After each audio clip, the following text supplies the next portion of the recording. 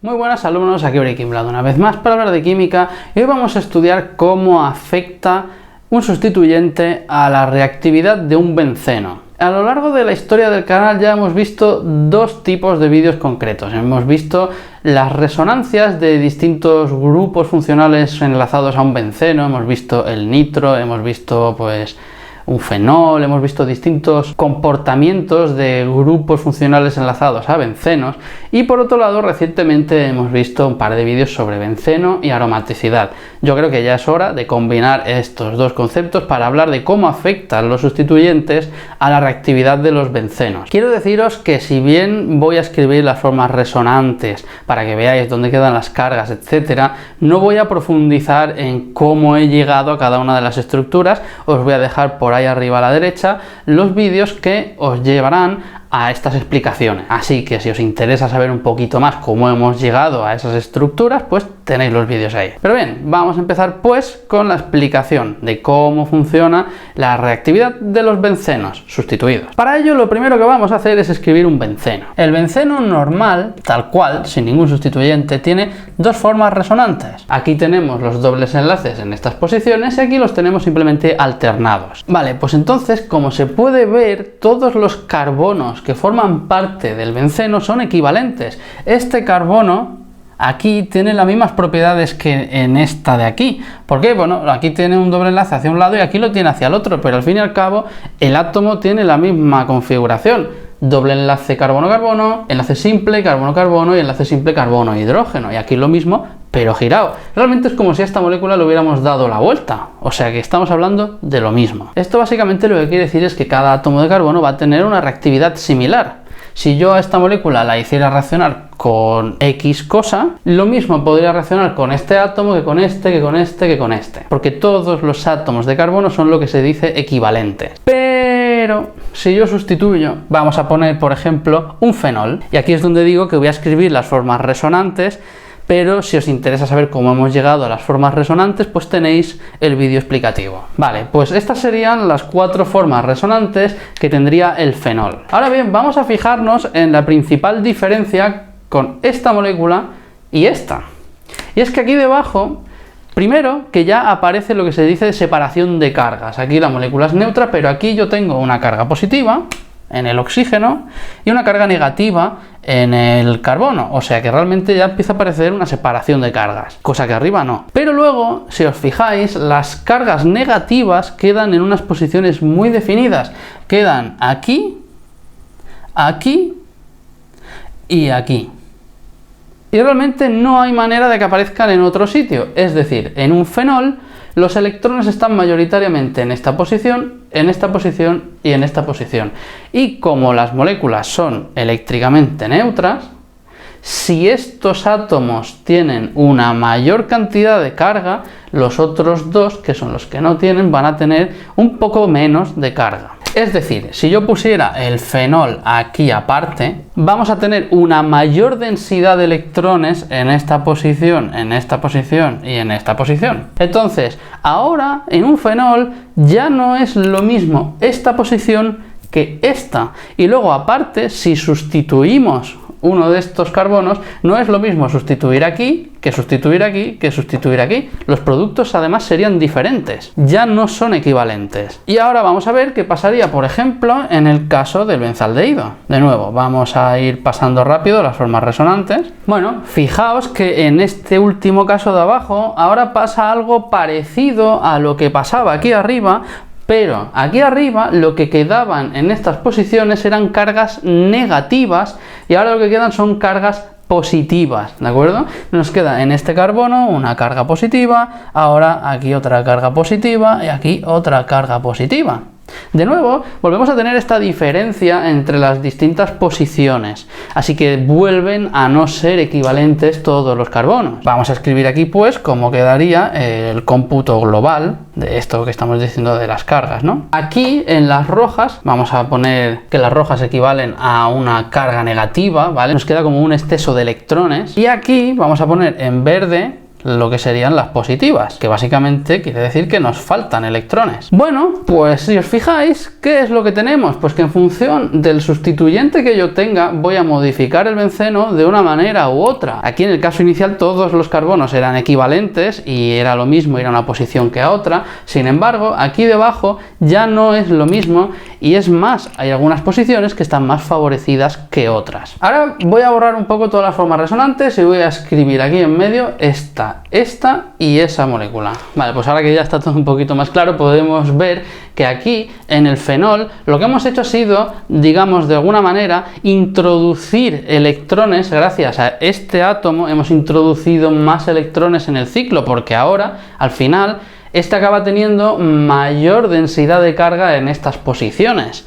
Sin embargo, con este grupo de aquí lo que hemos hecho ha sido quitar carga del ciclo, dejando una carga positiva aquí, una carga positiva aquí y otra carga positiva aquí. Ahora que ya tenemos esto un poco claro, vamos a switchear un poco y vamos a hablar de en sí la reactividad que tiene el benceno. El benceno, vamos a pensar que son muchos electrones puestos en el mismo sitio. Básicamente un benceno no es más que un ciclo de 6, como ya hemos visto, con un montón de orbitales p, todos ellos conjugados, tanto por arriba como por abajo. Entonces, al fin y al cabo, lo que tenemos ahí es una concentración de electrones enorme. ¿Esto qué quiere decir? Que básicamente un benceno va a tener tendencia a actuar como nucleófilo, porque tiene muchos electrones.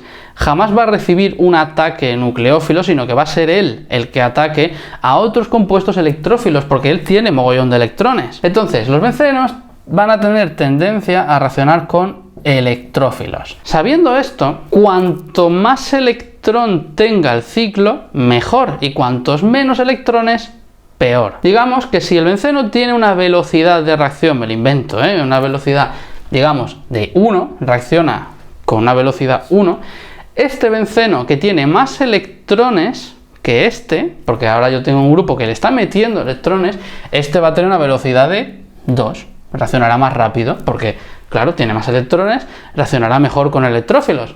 Y este de aquí, que le estoy quitando electrones, pues tendrá una velocidad más baja, vamos a poner 0,5. Claro, porque ahora ya le estoy quitando electrones, pues esto tiene menos electrones, reaccionará peor con un electrófilo. Y es más, si esta posición de aquí tiene carga positiva, esta posición tiene carga positiva y esta también, en el caso de este tipo de grupos, las posiciones que sí van a resultar atacadas van a ser esta y esta, porque son aquellas que al menos tienen los electrones que tenían antes, porque estas de aquí ahora tienen menos. Entonces, si borramos las cargas positivas, que realmente ya sabemos que no reacciona, nos queda que esta molécula de aquí, por un lado, reacciona más lento y por otro lado dirige aquí. Esto es lo que se dice una molécula desactivante. Y esta molécula de la derecha le pasan dos cosas, que acelera y por otro lado dirige aquí, aquí y aquí. Esto se dice activante. Entonces,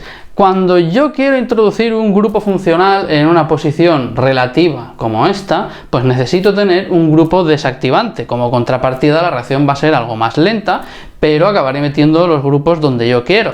Si yo quiero meter un grupo en esta posición, necesito que sea un grupo activante para poder dirigir aquí. No me valdría un desactivante. En concreto, pues estas posiciones, como imagino que ya sabremos a estas alturas, esto es orto, se le llama orto, a esta posición se le llama para, a esta posición se le llama meta. Entonces, los grupos activantes son orto y para dirigentes, porque dirigen a esas posiciones, y los desactivantes son meta dirigentes, porque dirigen a estas dos posiciones. Generalmente, todos los grupos que tengan electrones desapareados directamente enlazados a un benceno, pues como un oxígeno, un nitrógeno, van a ser activantes y van a dirigir a orto y a para. Y generalmente, pues todos los grupos que tengan conjugación, pues un carbonilo, un nitrilo, un éster, un nitro, todos ese tipo de grupos van a ser desactivantes. Ahora bien, hay una pequeña singularidad y es el caso de los halobencenos. Por ejemplo, el clorobenceno. El caso de esta molécula es bastante singular y es que el cloro tiene un comportamiento un poco diferente de lo que hemos visto hasta el momento. Realmente no vale mucho la pena quizás entrar en el tema en según qué situaciones, pero como esto yo lo he visto en varios libros y a través de las clases particulares pues me han surgido bastantes dudas sobre este tema, creo que es bastante interesante explicarlo en un vídeo pues para la gente que pueda tener la duda. La cosa es que el átomo de cloro, el átomo de flúor son átomos bastante electronegativos, entonces tienen un efecto inductivo, no resonante, sino inductivo, que es negativo, es decir, por inducción quita carga del ciclo, ¿vale? Entonces, eso lo que hace realmente es que sea débilmente desactivante, un poco desactivante, porque quita parte de los electrones que tiene el benceno. Entonces, al quitar un poco de esos electrones es un poquito desactivante. El efecto no es muy grande, pero, como digo, en algunos libros lo pone, pues quiero explicarlo. Pero al igual que tiene este efecto, también tiene electrones no enlazantes. Entonces, estos electrones no enlazantes, igual que pasaba en el caso del fenol, pueden tener formas resonantes a lo largo de todo el benceno y al final acabaríamos con estas estructuras. Y como se puede ver, la carga negativa acaba en esta posición, en esta posición y en esta posición, siendo pues orto y para dirigente, lo que antes correspondería con un grupo activante. Entonces, vamos a poner que es orto y para dirigente. ¿Qué pasa básicamente con esta molécula? Pues que se suman los dos efectos. Por un lado, el cloro tira de los electrones desactivando el ciclo, pero por otro lado le está dando electrones a través de la resonancia. Entonces, estos dos efectos, digamos que se compensan un poco entre ellos y al final los electrones que tiene el ciclo son más o menos los mismos, pero con mayor densidad en esta posición, en esta posición y en esta posición. Y es por eso por lo que acaba dirigiendo a orto y a para, pero no afecta mucho a lo que sería la velocidad de reacción. Es decir, meter 2 o 3 cloros en un benceno no va a hacer que la reacción vaya cada vez más rápido, porque son de hecho un poquito más desactivantes que activantes.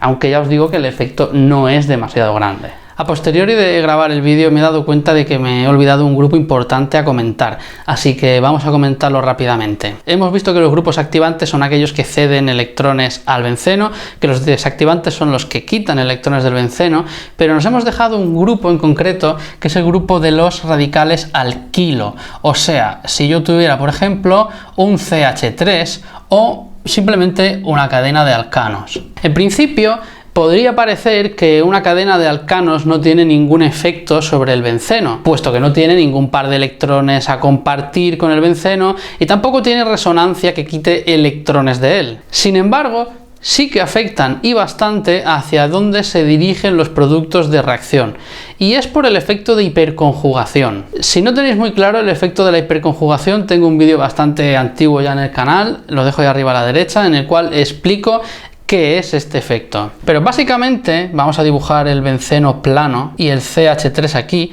con sus orbitales sp3 y los hidrógenos. Recordemos que el benceno es todo una nube de electrones pi de estos orbitales p libres de cada uno de los carbonos, de modo que aquí pues hay resonancia entre todos estos carbonos. Pues estos orbitales sp3, al tener este enlace libre giro, en algún momento van a coincidir de frente con estos orbitales p libres. Es decir, como esto puede girar, este orbital sp3 en algún momento coincidirá de cara con este p libre de aquí. Entonces, en el momento en el que solapen, esto va a hacer un efecto donante sobre este orbital p. Este efecto es lo que se conoce como hiperconjugación. Y si bien no es ninguna forma resonante como tal, es un efecto donante. Está dándole electrones al ciclo de una manera u otra. Y como todos los efectos donantes, al igual que sucede con los fenoles y con cualquier grupo que tenga electrones, esto va a dirigir las cargas negativas a esta posición, a esta posición y a esta posición. O sea, o aquí arriba serían esta y esta. Al fin y al cabo, los grupos alquilo también son activantes. No afectan tanto en lo que sería la inducción del ciclo, no quitan ni meten demasiada carga, pero sí que afectan hacia qué carbonos son los que reciben el electrófilo. Como veis, esto que hemos estado viendo ahora es un estudio bastante generalizado sobre cómo afecta el sustituyente a la reactividad del benceno. Como os digo, esta reactividad está enfocada a la reactividad como nucleófilo que tiene un benceno para hacer sustituciones electrofílicas aromáticas. Lo que es la sustitución electrofílica aromática no la hemos visto ahora, la veremos en el siguiente vídeo, pero ahora ya sabremos distinguir en qué casos se va a una posición y en qué casos se va a otra. Según el sustituyente, cuando sea activante, cuando sea desactivante, irá hacia un lado o hacia otro. Y el truco, como digo, es eso. Si el sustituyente tiene electrones para compartir al ciclo, entonces es activante.